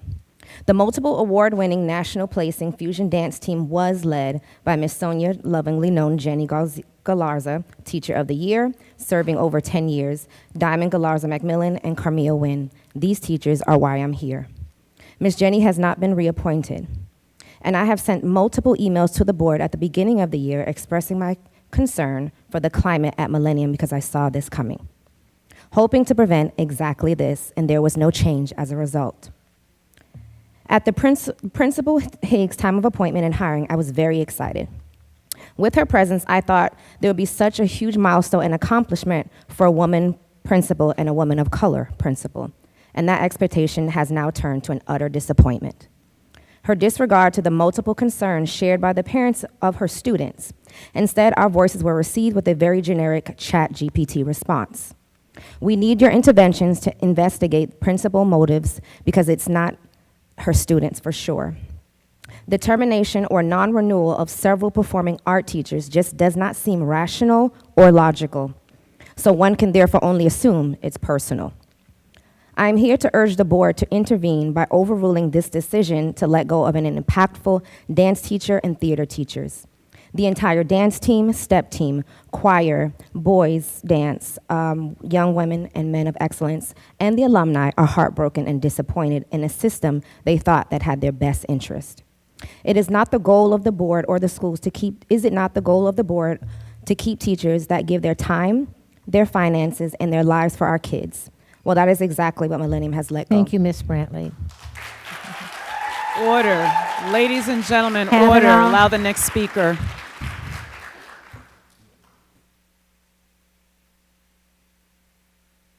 My name is Mary Pullis Kavanaugh, and I go back with autism since January 2008. So I'm just going to skip my background and just go straight to what my concern is. Behavior, when I hear a meltdown going on in a classroom, behavior in my mind is how a child hears, how a child sees, and how a child feels. Autism is medical. The behavior is what is the medical is what's causing the behavior. Autism involves primitive reflexes that are still active. When you have active primitive reflexes, that can compromise the brain and body functioning. When I hear that a 7-year-old nonverbal child had a meltdown in his ESE classroom and as a result was restrained in a prone position for 11 minutes, I'm in shock. How can this help an autistic nonverbal child who is always on the edge of fight or flight?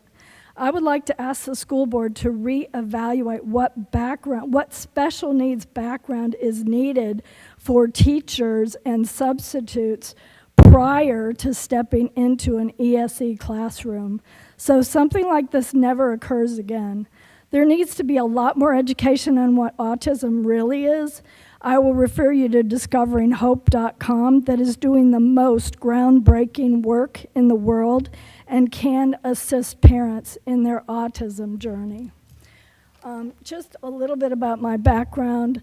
I am an autism author. I've also co-authored 2 other books. I'm actually one of the original Thinking Moms. There's 72 of us in the world.